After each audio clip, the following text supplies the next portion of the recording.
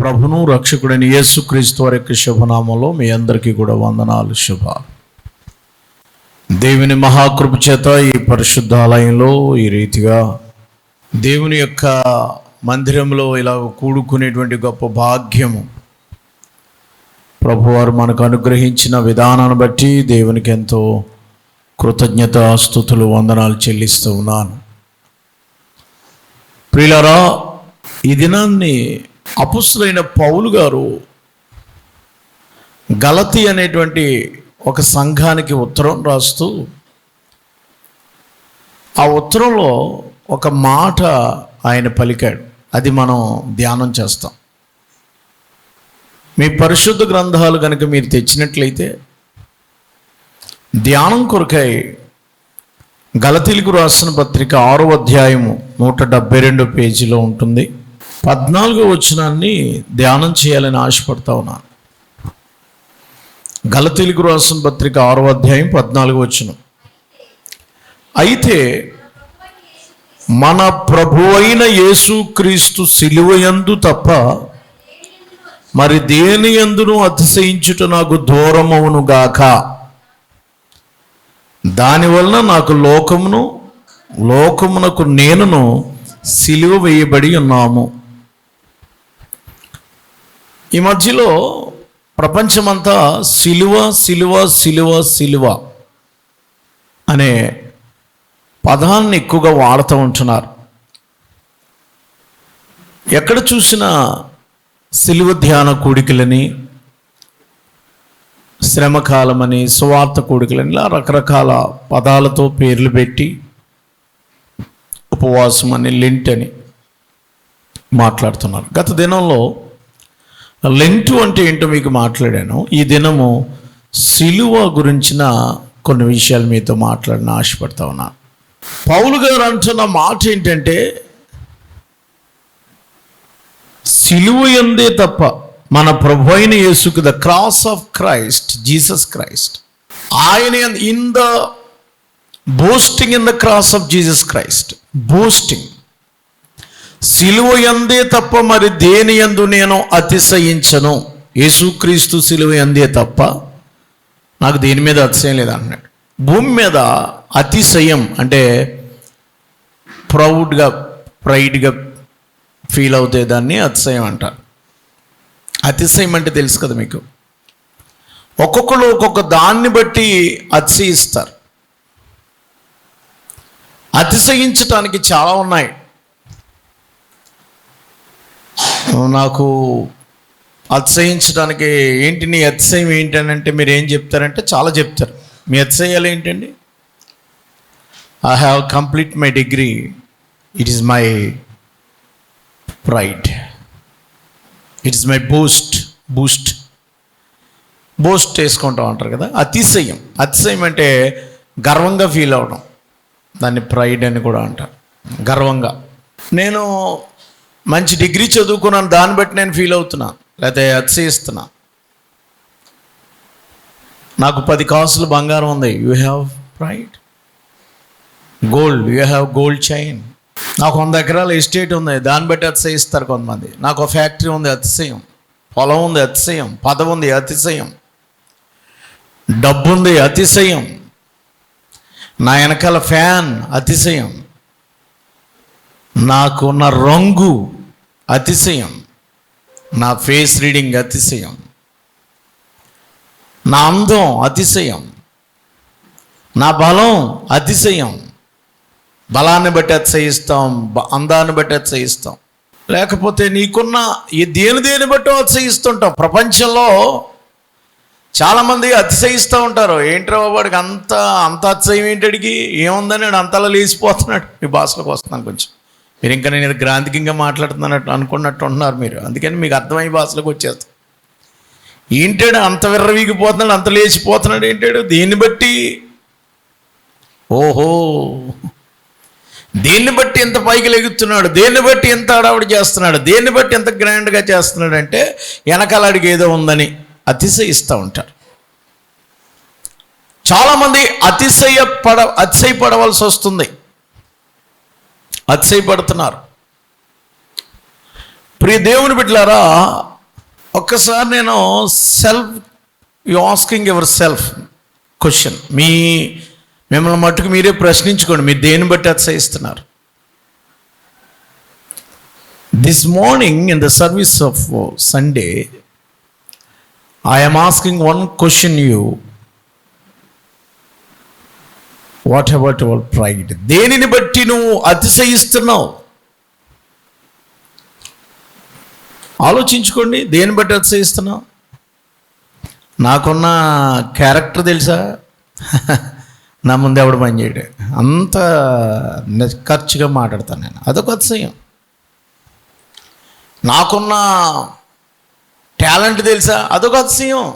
నేను నడిపినట్టు ఇంకెవడు నడపలేడు, డ్రైవింగ్ అలా చేస్తాను, నేను చేసినట్టు ఇంకెవడో చేయలేడు, దాన్ని బట్టి అతిశయం. చర్చిలు కూడా కొన్ని అతిశయాలు ఉంటాయండి. నేను రెగ్యులర్గా చర్చికి వెళ్తాను, అదొక అతిశయం. కోర్స్ నువ్వు రావచ్చు, నేను కాదంటలేదు. ఐ ఆమ్ ఏ సింగర్, నేను choir leader, I am in choir, అదొక అతిశయం. నేను రాజ్ ప్రకాష్ పాల్తో పాడాను తెలుసా? అది నా అతిశయం. అతని పక్కన ఫోటో దిగాను, ఇది నీ అతిశయం. నేను ఏఆర్ స్టీఎన్సన్తో సెల్ఫీ దిగాను తెలుసా? అతనికి నాకు చాలా చాటింగ్ జరుగుతూ ఉంటుంది, మాట్లాడుకుంటాం మేము. అబ్బో అంత గొప్ప ఉందా నీకు?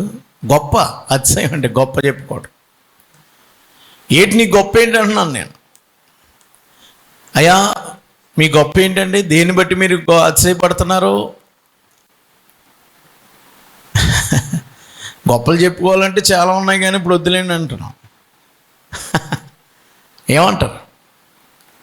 అతిశయపడవలసి వస్తే చాలా ఉన్నాయి. కొంతమంది నేను ఆఫరింగ్ ఇస్తానని అతిశయం, చర్చికి వెళ్తానని అతిశయం, క్లీనింగ్ చేస్తానని అతిశయం, పరిచర్య అంత నాదే, నువ్వు చర్చికి వెళ్తావు, కానుకలు ఇస్తావు, పాటలు పాడతావు, డ్రమ్ములు కొడతావు, చర్చిలో నువ్వు చాలా ప్రాముఖ్యమైన వ్యక్తివే, కాదంటలేదు.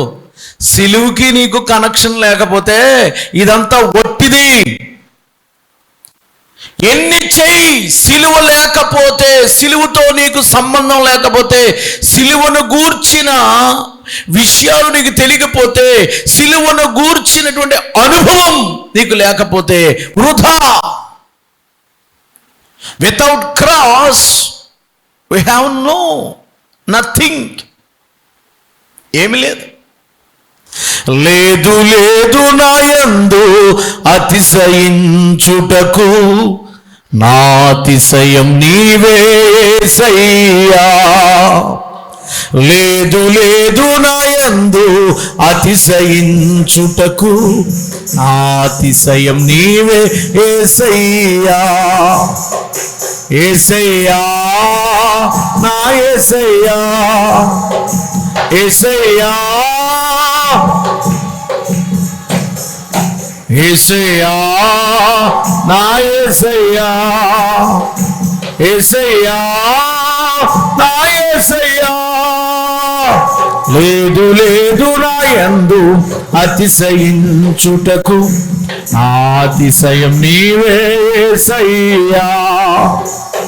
లేదు లేదు నా యందు అతిశయించుటకు, నా అతిశయం నీవే యేసయ్యా. హల్లెలూయా. చాలామంది రకరకాల పరిస్థితులను బట్టి అతిశయిస్తున్నారు. పౌలు గారు అంటున్నాడు, లేదు లేదు నా యందు అతిశయించడానికి ఏమీ లేదు, నా అతిశయము సిలువే. సిలువ యందు తప్ప మరి దేని యందును నేను అతిశయించుట నాకు దూరమవునుగాక. ఏంటండి సిలువ? In the world the centre of symbol of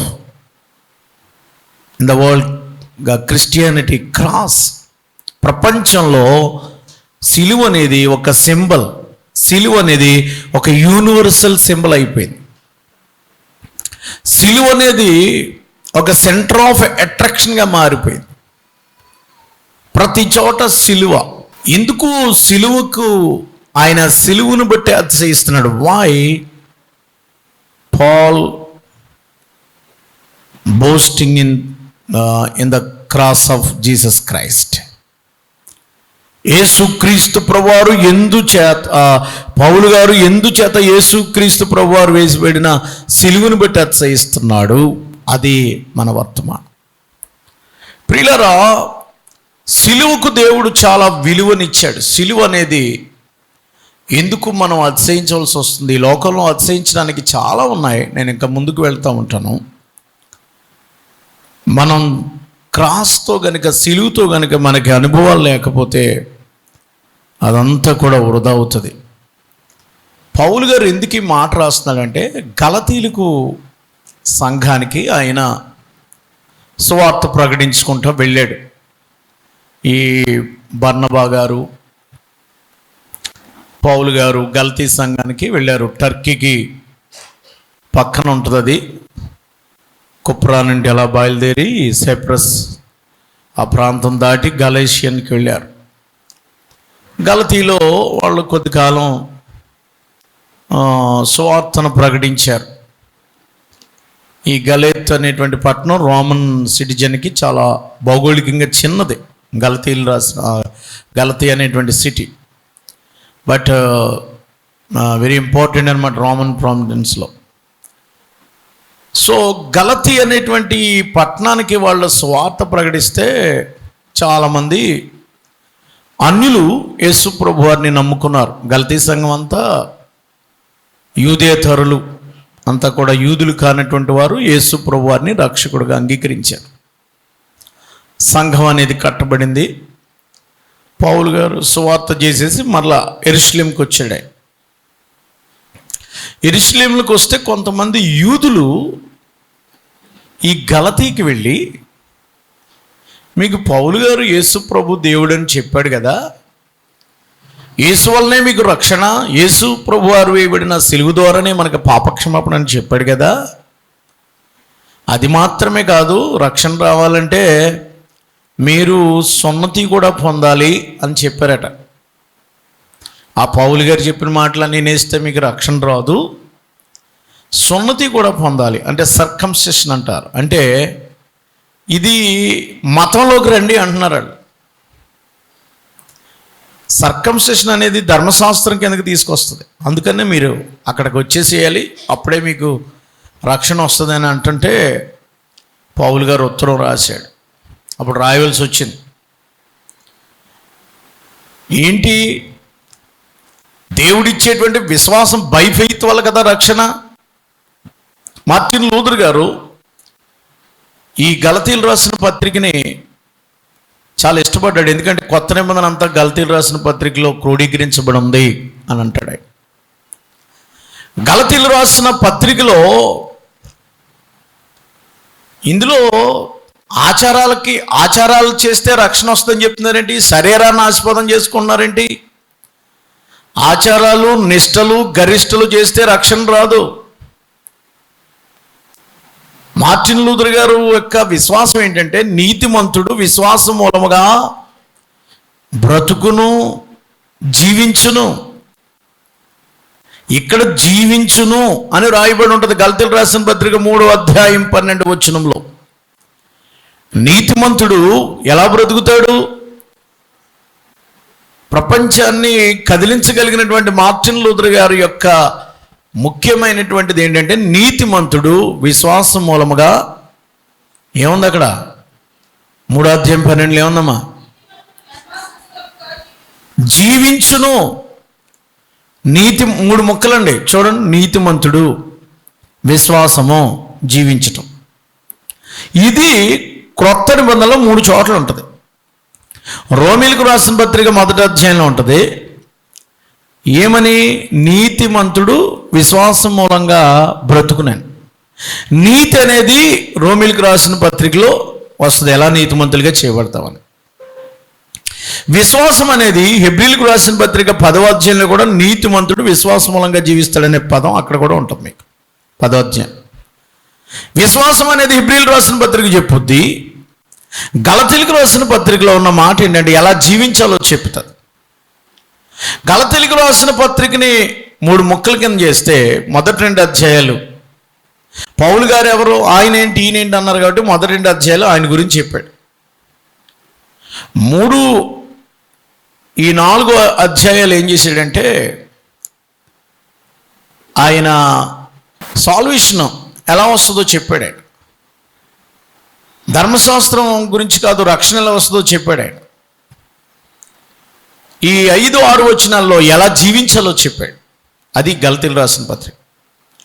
మొదటి 2 అధ్యాయాలు నేను ఎలాంటి విధిగా చెప్పానో, నేను ఎవరినో బోస్ట్ ఆయన గురించి చెప్పుకున్నాడు. ఎందుకంటే ఈయన అపోస్తులు కాదు అది ఇది అన్నారు. నేను అరేబియా సముద్రం కాదు, అరేబియా అడవుల్లో 2 సంవత్సరాలు నేను ప్రార్థనలో గడిపాను, దేవుడే నన్ను అపోస్తులుగా చేశాడు, నన్ను ఎవరు చేయలేదు.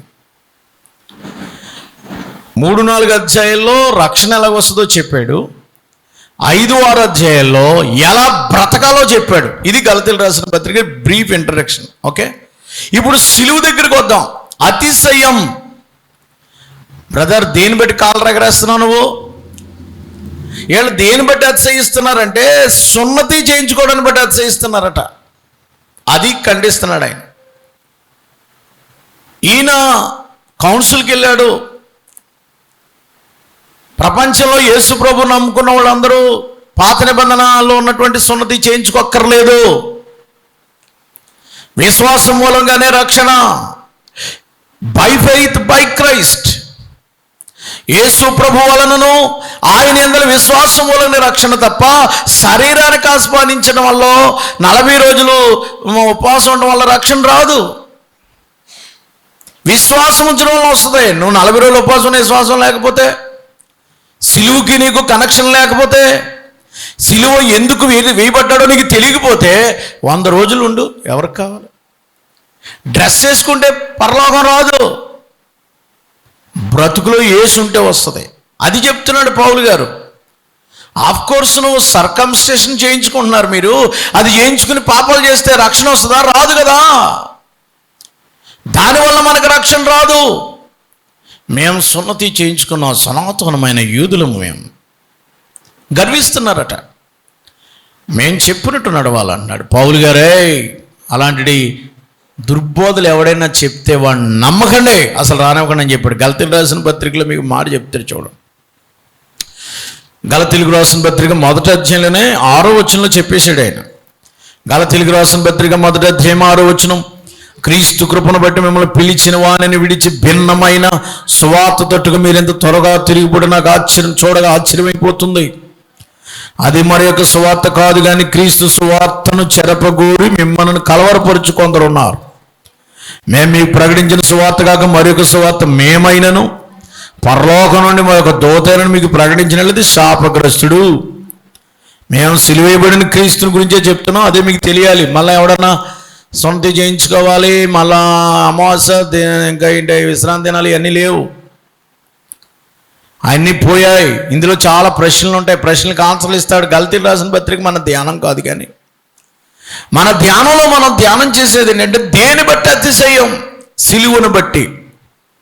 బాప్తిసం తీసుకుంటే అతిశయం కాదు, యేసు ప్రభునందు విశ్వాసం ఉంచడాన్ని బట్టి. పౌలు గారు అతిశయించడానికి గల కారణం ఏంటంటే ఆయనకి సిలువు తప్ప ఇంకొక శరణ్యం లేదు. పౌలు గారి యొక్క జీవితంలో అతిశయించడానికి చాలా ఉన్నాయి, తెలుసా మీకు? పౌలు గారికి ఎంత చీప్గా మాట్లాడుతున్నాడు ఏంటని మీరు అనుకోవచ్చు. పౌలు గారు ఆ సిలువే, ఇదిగో ఈ సిలువే నన్ను రక్షించింది, ఈ సిలువ లేకపోతే నేను లేను, ఈ సిలువ లేకపోతే నాకు సాల్వేషన్ లేదు. పౌలు గారు సున్నతి పొందలేదా? పొందాడు, ఆఫ్ కోర్స్.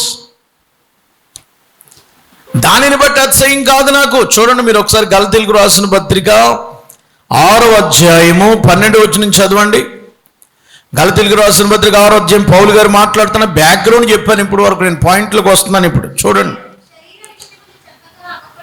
శరీర విషయమందు చక్కగా అగపడగోరువారెవరో వారు తమ క్రీస్తు యొక్క సిలువ విషయమై హింస పొందకుండునట్లు మాత్రమే సున్నతి పొందవలనని మిమ్మల్ని బలవంతం చేయించున్నాను. అయితే మీరు సున్నతి పొందిన వారైనను ఆచరింపరు.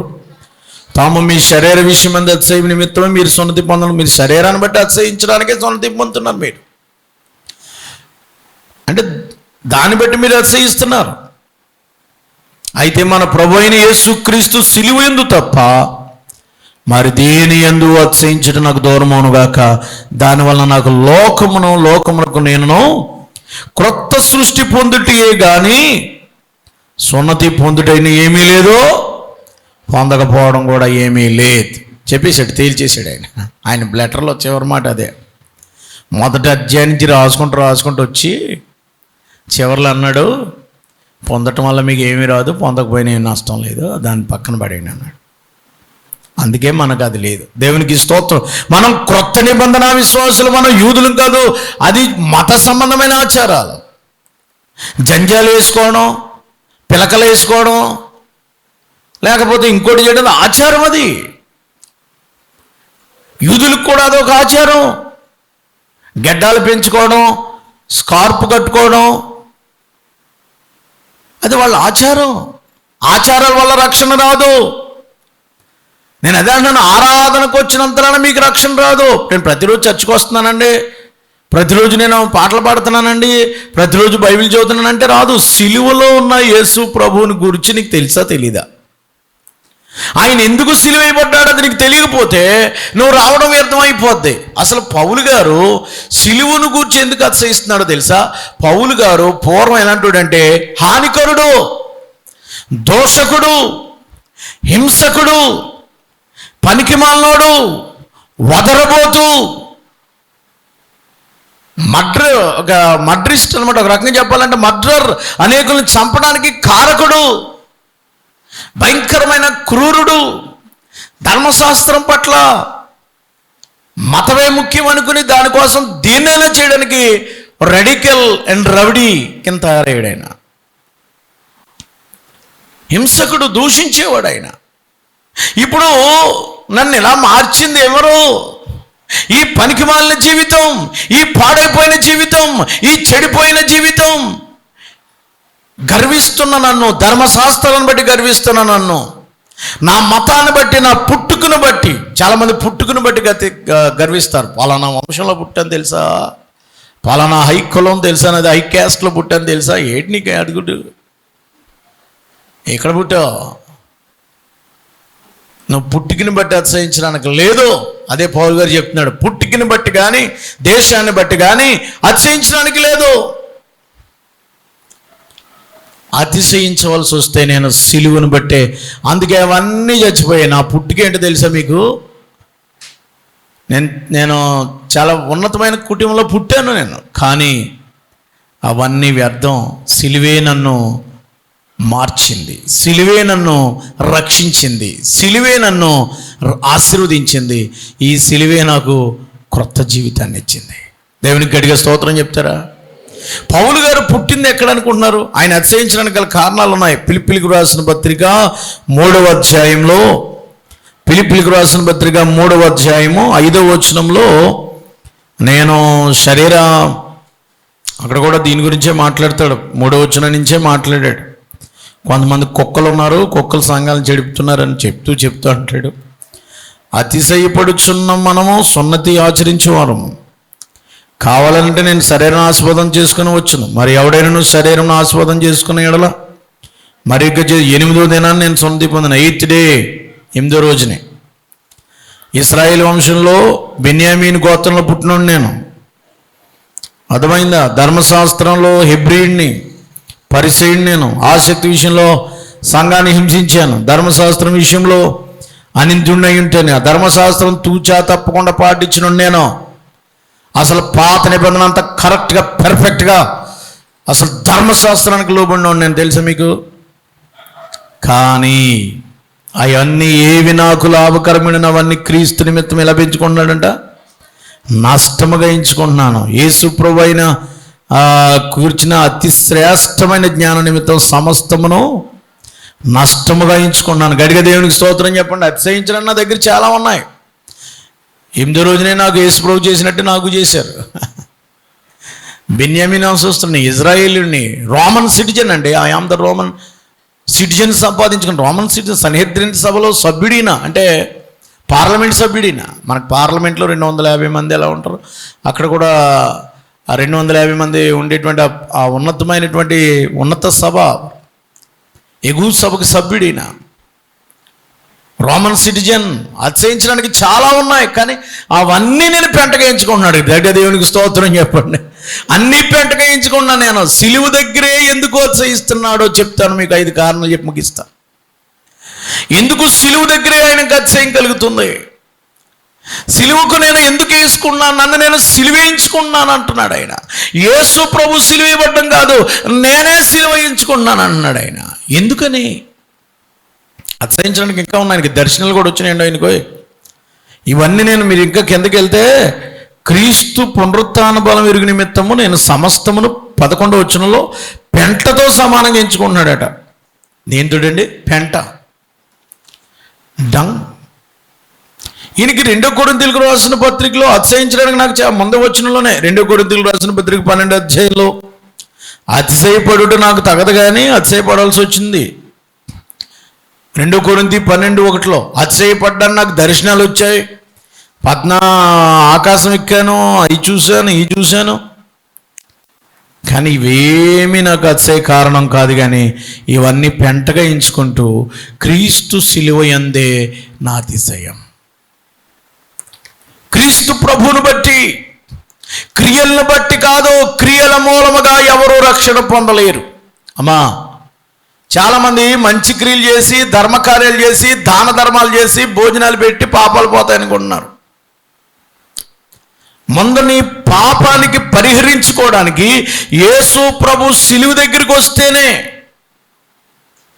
చాలామంది పుణ్యాత్ములైన కార్యాలు జరిగిస్తున్నాం, మాకు అదే అతిశయం, మేమేదో కార్యాలు, మీ నీతి క్రియలు దేవుని ఎదుట ఎలా ఉన్నాయి? మసిగుడ్డల్లాగా. అంటే బాగా అర్థమైంది. మురికి గుడ్డలు అంటే మసిగుడ్డలా కనబడుతున్నాయి మన క్రియలు.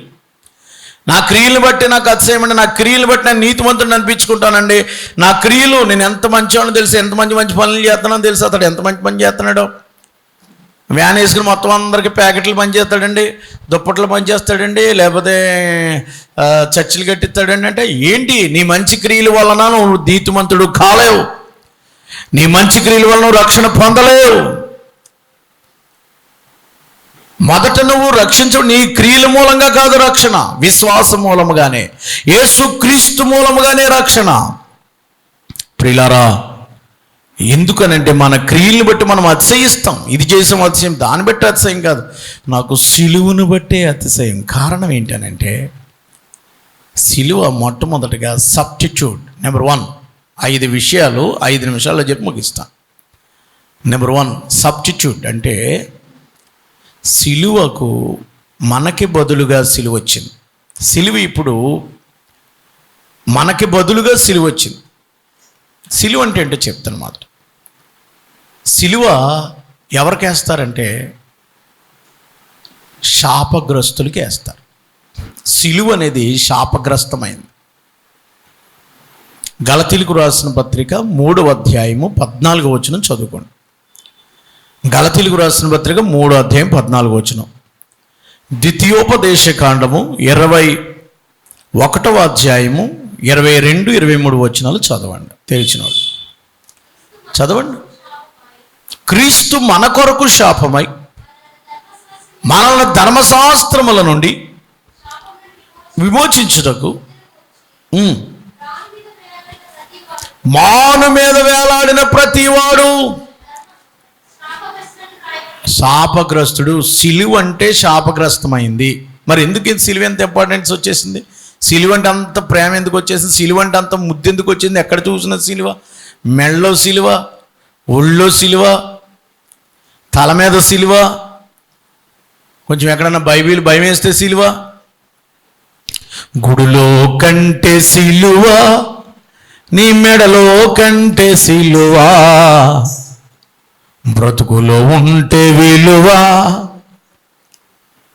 కదండి.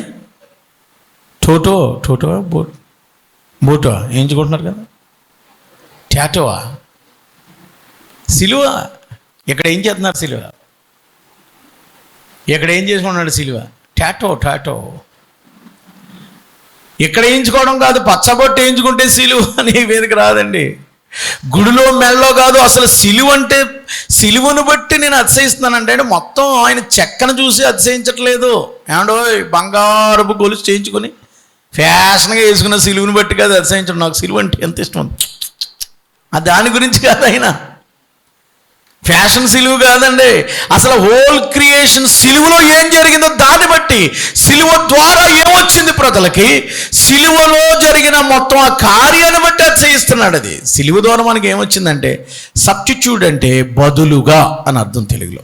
అంటే మనకి బదులుగా నేను పొందవలసిన హింసకుడును, హానికరుణకు ఇంక దిక్కు లేదు, నా పాపానికి ఇంక పరిహారం లేదు, నేను ధర్మశాస్త్రాన్ని బట్టి అయితే నేను నా క్రియల మూలంగా, ధర్మశాస్త్రం మూలంగా నేను రక్షణ పొందలేను, క్రియల మూలంగా నాకు పాపం అయిపోయాను, శాపగ్రస్తుడిని అయిపోయాను.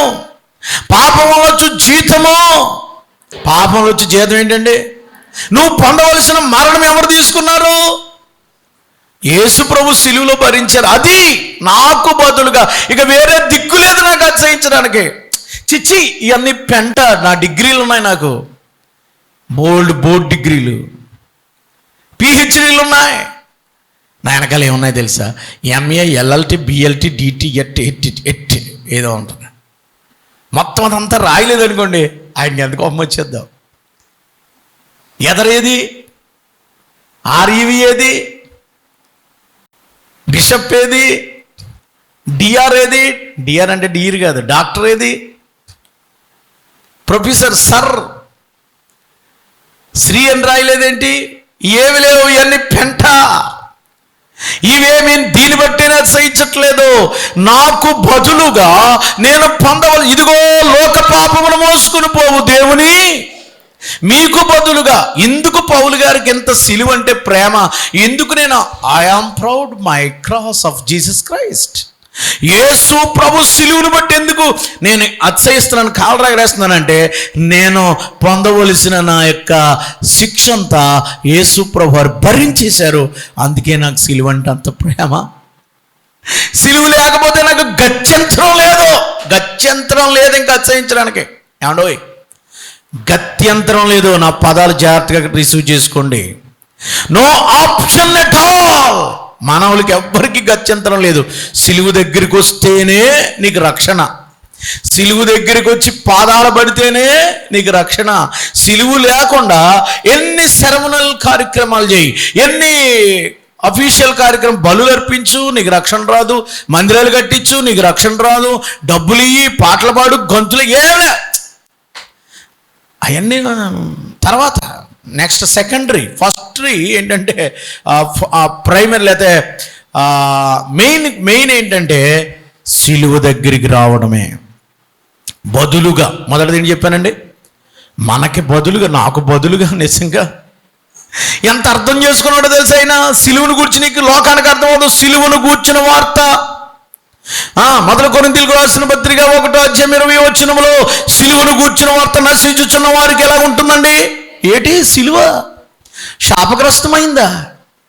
రోమన్ సిటిజన్కి ఎవరికి? రోమా గవర్నమెంట్ వాళ్ళు, రోమన్ పౌరుడికి, మనం ఇండియన్ సిటిజన్ అంటాం, అంటే ఇండియా భారత పౌరుడిని. రోమీల పౌరుడికి ఎవరికి సిలువ శిక్ష వేయరు. ఆ చట్టంలో ఉంది, సిలువ శిక్ష వేయకూడదు, అంత శాపగ్రస్తమైంది. అలాంటి సిలువ శిక్షని యేసు ప్రభు భరించారంటే ఆయన మన పాపాలని కొరకు ఆయన శాపగ్రస్తుడైపోయాడు. దేవునికి స్తోత్రం చెప్పండి. ఇంకొక గత్యంతరం లేదు. యేసు నా పాపాల కొరకు ఆ సిలువ వలనే నాకు రక్షణ. సిలువ యందే ముక్తి కలుగొనురా,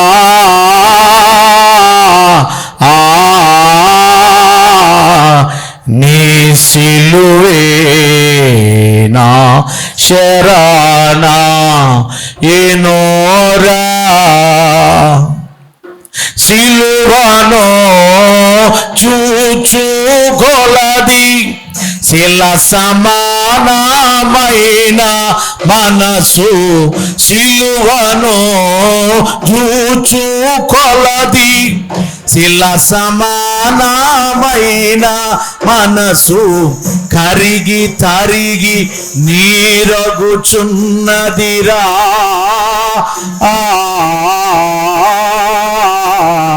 నీ సిలువే నా శరణ యనోరా. శెట్టి భానుమూర్తి గారు సిలువను గురించిన శరణం గురించి రాశాడు. సిలువే నా శరణాయనురా.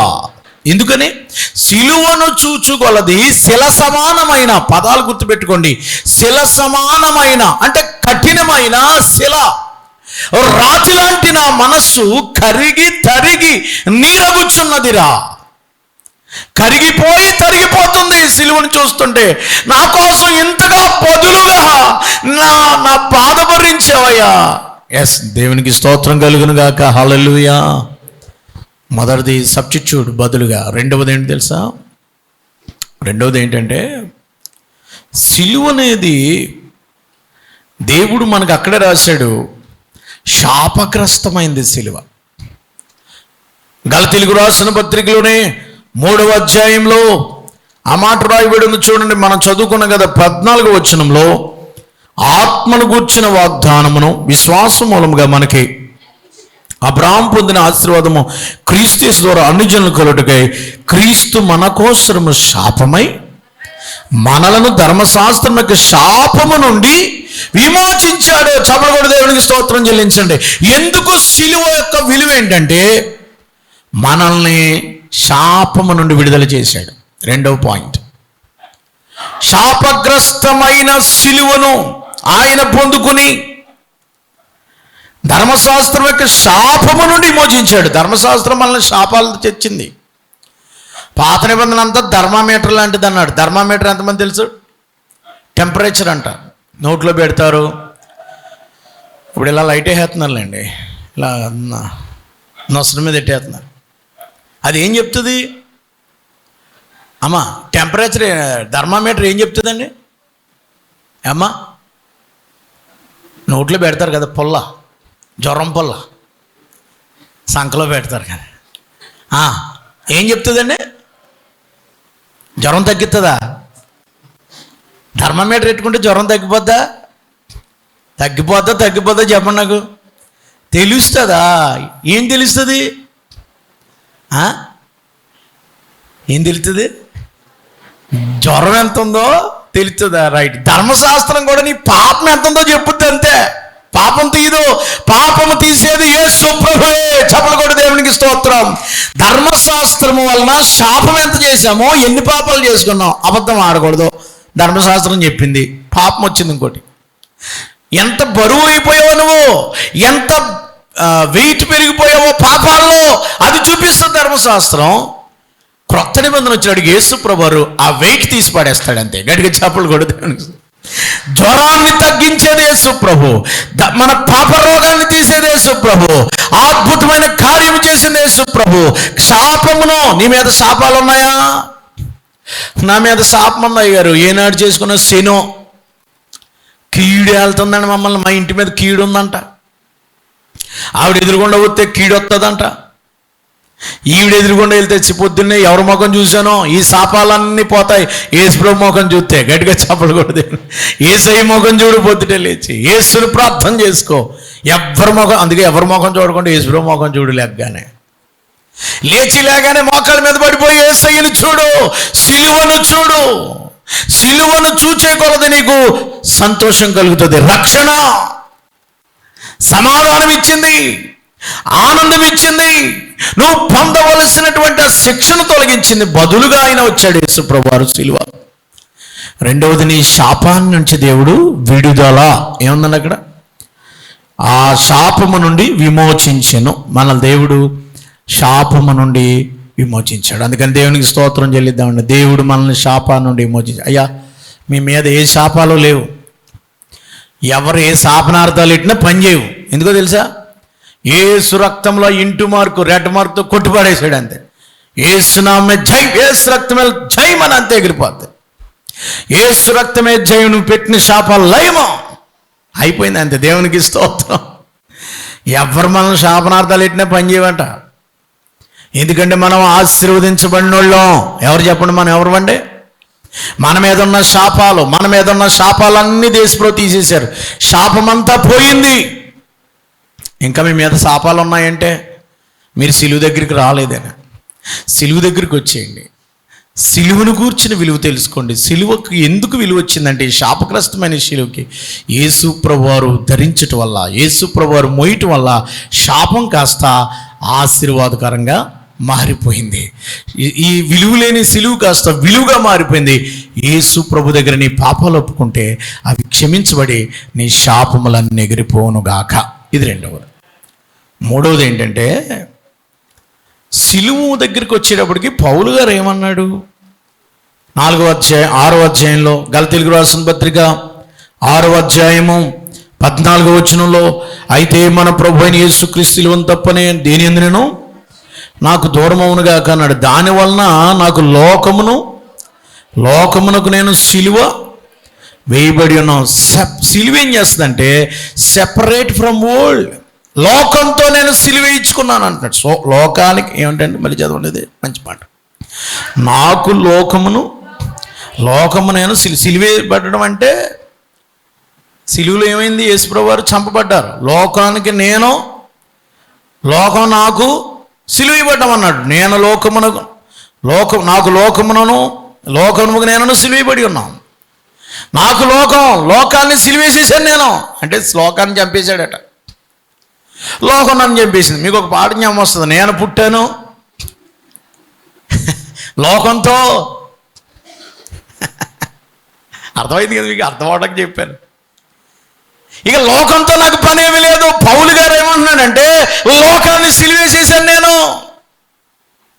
లోకము తన ఆశలు నాలో లేవిక. సిలువ ఏం చేసిందంటే, సెపరేట్ ఫ్రమ్ ద వరల్డ్, లోకాశలు, లోక పాపాలు, లోక తలంపులు, లోక విషయాలన్నీ కూడా సిలువేయబడ్డాయి. ఇంకా లోకం ఉంది నీలో, లోకం సిలువే లేదు. నువ్వు సిలువ ఏం చేసిందంటే, నిన్ను ఒక ప్రత్యేకమైన జీవితాన్ని నీకు అనుగ్రహిస్తుంది కదండి. ఇంకా లోకం ఉందా నీలో? ఇంకా నువ్వు లోకాన్ని సిలువేయలేదు. అబ్బాయి సిలువేసేయి. సిలువు దగ్గరికి వచ్చినోడు, సిలువు మీద అతిశయపడేవాడు, సిలువే ఆయన లోకం. మై వరల్డ్ ఈజ్ క్రాస్ అన్నాడు ఆయన. మై వరల్డ్, నా లోకం. యేసుని ఆ లోకం, సిలువే నా లోకం. ఆ సిలువలో యేసు ప్రభు పొందిన జాయ్ ఇన్ ద క్రాస్. యేసులో ప్రభునందు ప్రియులారా, మీరు ఇంకా లోకం ఉందా? లోకాన్ని సిలువేశారమ్మా. మీలో లోకం ఉందమ్మా? మీ మనసులో, మీ హృదయంలో లోకం ఉందా? మాట్లాడలేదిటి. యాకోబు పత్రిక 4:4 చదవండి. మరి యాకోబు పత్రిక 4:4 ఏముందండి? టైం లేదు కానీ యాకోబు 4:4 ఏముంది తమ్ముడు? ఈ లోక స్నేహము దేవుని దృష్టికి వైరమని మీరు ఎరగరా? లోక స్నేహం దేవుని దృష్టికి ఏంటంట? వైరం. ఎవడు లోకాన్ని స్నేహించినో వాడు దేవునికి, మీరు దేవునికి శత్రువులా మిత్రులా? మాట్లాడరేటండి. మీరు దేవునికి శత్రువుల మిత్రులైతే లోకాన్ని సిలువై. నేను నాకు లోకానికి సిలువేసుకున్నాం. లోకంలో ఉన్నదంతా పాపము, లోకంలో ఉన్నదంతా నటన, లోకంలో ఉన్నదంతా వేషధారణ, లోకంలో ఉన్నదంతా అసూయ, లోకంలో ఉన్నదంతా మోసం, లోకంలో ఉన్నదంతా అన్యాయం, లోకంలో ఉన్నదంతా వ్యభిచారము, అక్రమము, అవినీతి. లోకమంతా డబ్బున్నవాడిది రాజ్యం.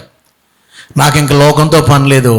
లోకాన్ని నేను లోకమును నాకును సిలువేసేసుకున్నాను అంటే చంపేసుకున్నాను. ఇంకొక మాట అర్థం అవ్వాలంటే మీకు, ఆ మనలో ఉన్నటువంటి శరీరాశలను సిలువేశారు. అదే గలతీయులకు రాసిన పత్రిక 5వ అధ్యాయము 24వ వచనం చదవండి. అదే గలతీయులకు రాసిన పత్రిక.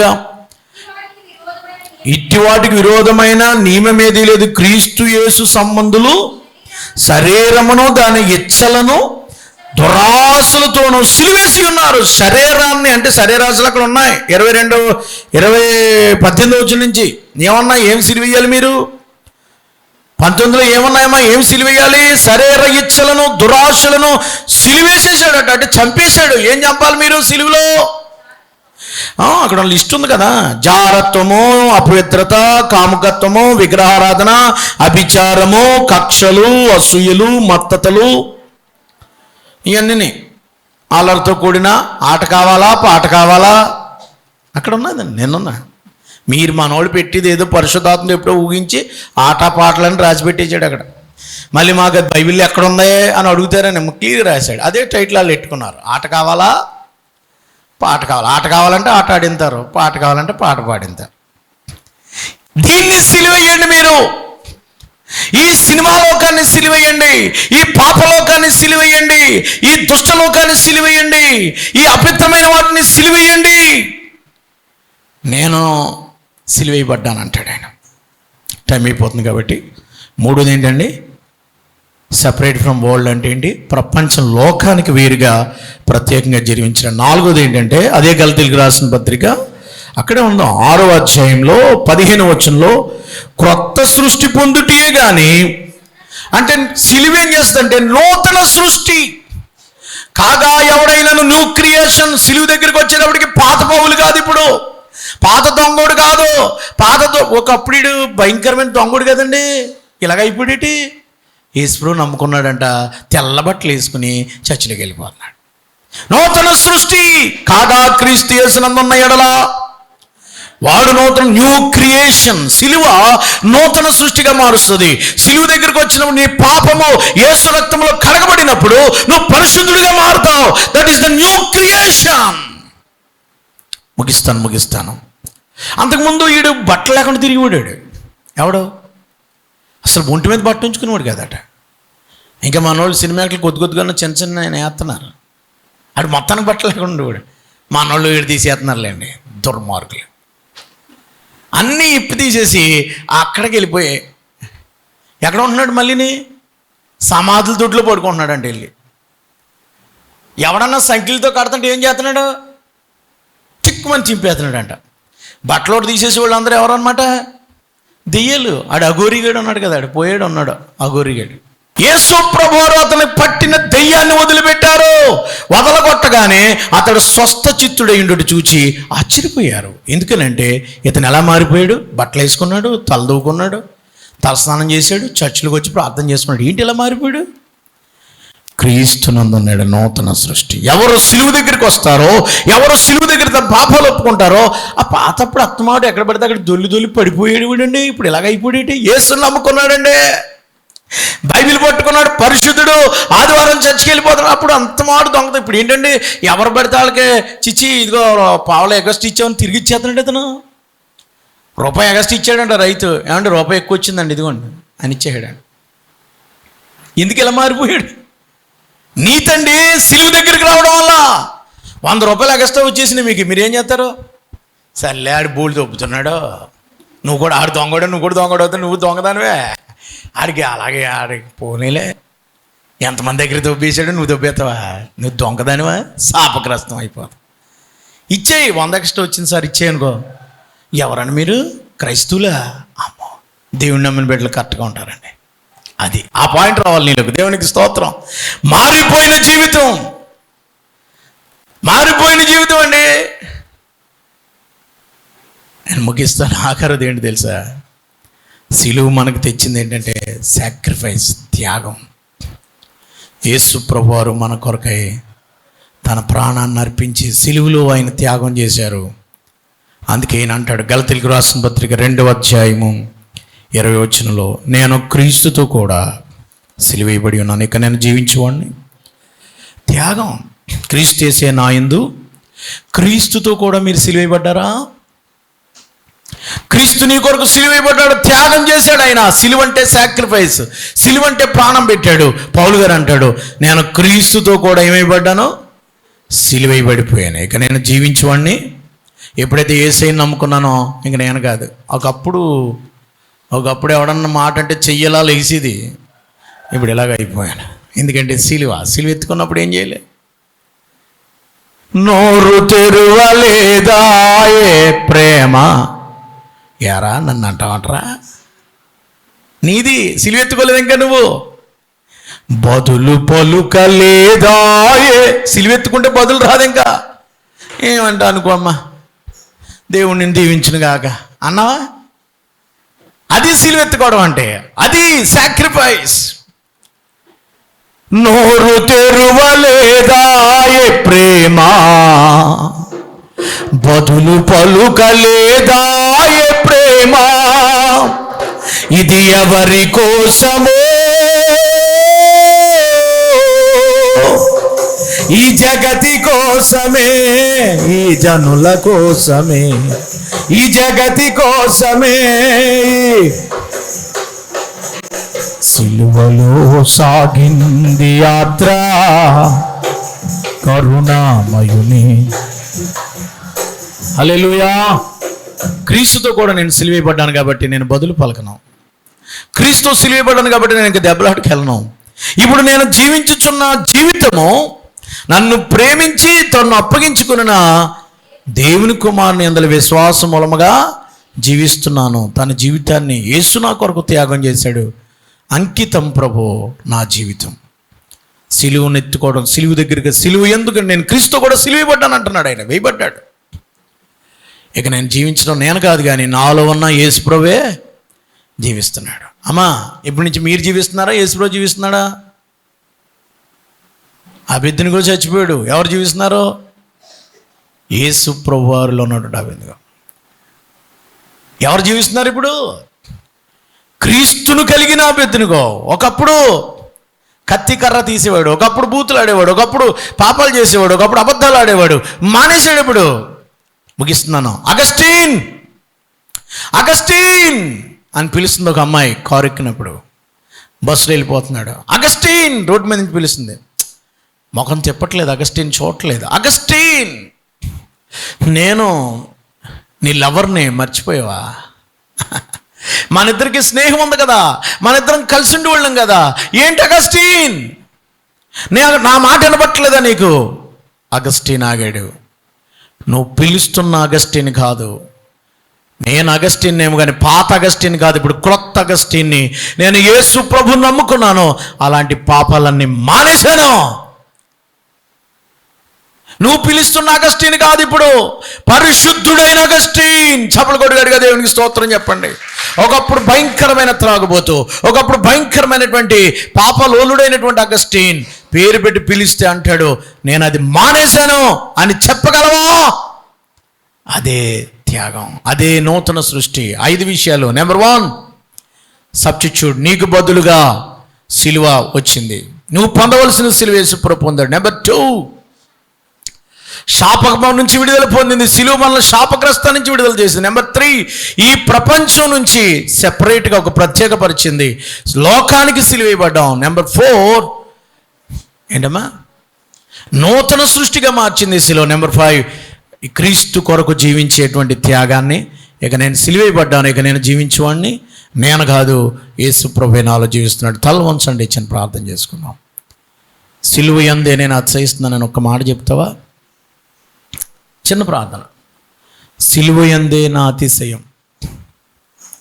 చిన్న ప్రార్థన అండి. ఒక్క నిమిషమే. సిలువ ధరించుకున్నావా? మెళ్ళ గది తీసి పారాయి. హృదయంలో సిలువ అంటే గౌరవం ఉందా నీకు? సిలువ చెక్క మీద కాదు గౌరవం, యేసు ప్రభు సిలువలో పొందిన త్యాగం అది చూడు. యేసు ప్రభు నీ కొరకు ఎన్ని దెబ్బలు పడ్డారు అది చూడు. సిలువే నిన్ను రక్షించింది, సిలువే నిన్ను శాపం నుంచి విడుదల చేసింది. ఆ సిలువలో పొందిన ఆ గాయములే ఆ యేసు ప్రభు వారి యొక్క మరణం అవ్వకుండా చేసింది నిన్ను. ఒక్కసారి చిన్న ప్రార్థన చేసుకో. సిలువ ధరించలేదు, లోకం ఇంకా సిలువే లేదు తమ్ముడు, ఇంకా నీలో లోకం ఉంది, నువ్వు ఇంకా సిలువేయబడలా. బాప్తిసం తీసుకున్న వ్యర్థం. సిలువుకి నీకు అసలు సంబంధం లేదు, యేసు ప్రభువుకి నీకు అసలు సంబంధం లేదు. అసలు నువ్వు దేవుని బిడ్డ అని చెప్తే నువ్వు ఎవరో నాకు తెలియదు అంటాడు ఆయన. లోకాన్ని సిలువేయి మొదట.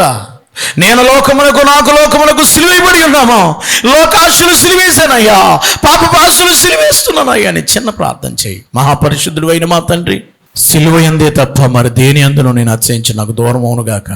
నేను లోకమునకు నేనును సిలువేయబడ్డమన్న మాట ప్రకారం మాకు సిలువను బట్టి అతిశయించడం మాకు నేర్పించండి. సిలువ ద్వారా మాకు రక్షణ వచ్చింది, సిలువ ద్వారా మా శాపం పోయింది, సిలువ ద్వారా మేము పరిశుద్ధపరచబడ్డాం, సిలువ ద్వారా లోకాల నుంచి ప్రత్యేకించబడ్డాం, సిలువ ద్వారా నాయనా ప్రభువా మాకు బదులుగా ఆ శిక్ష నుంచి విడుదల పొందాం. ఆ సిలువ ద్వారానే ప్రభువా నాయనా నూతన సృష్టిగా మార్చబడ్డాం. త్యాగము, ఆ సిలువలో ఉన్నటువంటి త్యాగం మేము కూడా నీ కొరకు మా జీవితాలు అర్పించి నీ కొరకు జీవించే బిడ్డలుగా చేయమని, ఇంకా ఎవరైతే సిలువను గూర్చిన వార్త వారికి వెరితనంగా ఉందో వారిని దగ్గరికి వచ్చి సిలువను గూర్చిన వార్త విని మారు మనసు పొంది పశ్చాత్తాపడి పాపం విధులు పెట్టి వారి మీద ఉన్న శాపం పాపం నుండి విడుదల పొంది రక్షణ పొందినట్లుగా చేయమని, వెతబడిన వాక్యం ఫలింప చేయమని యేసు ప్రభుల వారి పేరట వేడుకొనుచున్నాము తండ్రి. ఆమెన్.